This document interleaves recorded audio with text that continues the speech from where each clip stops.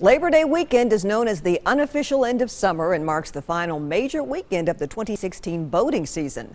Last year, TWRA officials arrested 6 boaters and issued 70 citations on Tennessee lakes during that long weekend. And as News Channel 5's Jesse Knudsen found out, they plan to continue their enforcement this year.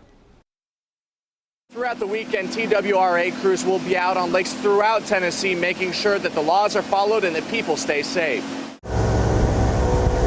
There's nothing like the sound of the motor out on a lake on a warm summer weekend. And on this weekend, like every other weekend, TWRA plans to be out on the lake enforcing laws.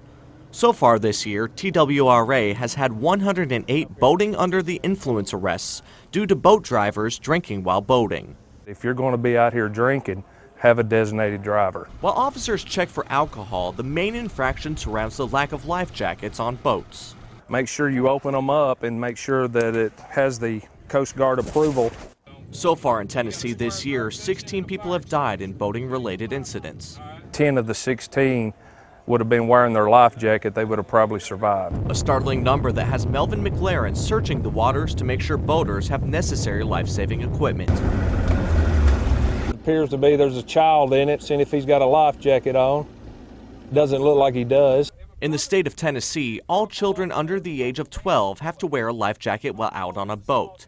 These boaters weren't aware of that rule, and they were short one life jacket. Every vessel out on the waters, it has to have a life jacket on board for every person.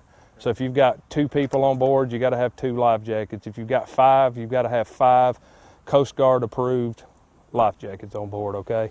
This time, all these boaters have to do is pay a fee, but in the long run, it could save their lives.